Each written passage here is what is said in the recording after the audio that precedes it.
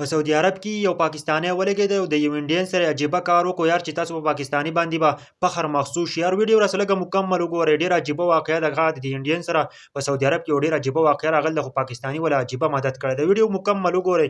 د سیټه چې تاسو راکس ښکاري د نوم دی راج کمار او د تعلق د انډیا سره دی. دا سعودي عرب ته راغلی او په سعودي عرب کې د کار کولو چې د سره یو پاکستانی میلاو شي. چې کله وسره پاکستانی میلاو شي د دینه راج کمار نه تاسو کې چې ستا د میاشتې سیلري څومره ده، څومره تنخواه ته میاشتې اخلي. نو دی وته چې زه 300 روپۍ اخلم. نو پاکستانی چې دنو هغه ډیر زیات حیران شو، ول 300 روپۍ تعالی ولې درکې، نور خو 11 1200 ریال چې دنو هغه تنخواه ده تعالی ولې 300 درکې.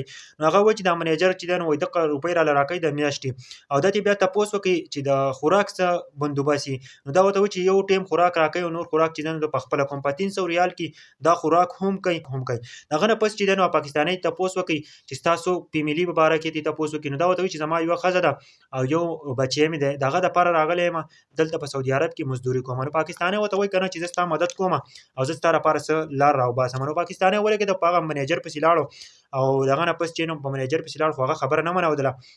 بیا لاړ پاکستانی په عدالت کې رپورټ پیو کو چې کله پی رپورټ وکړ کنه منیجر چې کله عدالت ته وختلو منیجر چې دنو چې کله عدالت ته لاړ نو دغه مکمل تاسو کو چې کله واپس چې دنو منیجر چې دنو واپس راغی نو هغه کس د راج کمار چې کومه تنخواه ده نو هغه هم زیاته کړله چې د څومره میاشتو کومه تنخواه ورکړي وکنه هغه ټوله تنخواه ولا زیاته کا او دغه نه پس چې نو هغه ارسي فریکل کانه معنی چې دنو هغه هر څه ولا فریکل دغه نه پس چې نو پاکستانی ډیره زیاته شکریا ادا کړله راج کمار ځکه چې پاکستانی ول ډیر غټ مدد وکړ. ملګرو په دې ویډیو کې زموږ لپاره ډیر خپل مطلب دی ځکه چې نن سبا که تاسو وګورئ د پاکستان او د انډیا حالت ډیر زیات خراب دي ځکه چې پاکستان والا هم تیار دي جنگ ته، انډیا والا هم تیار دي او جنگ چې دنو دا د یو ملک لپاره هم خنوي.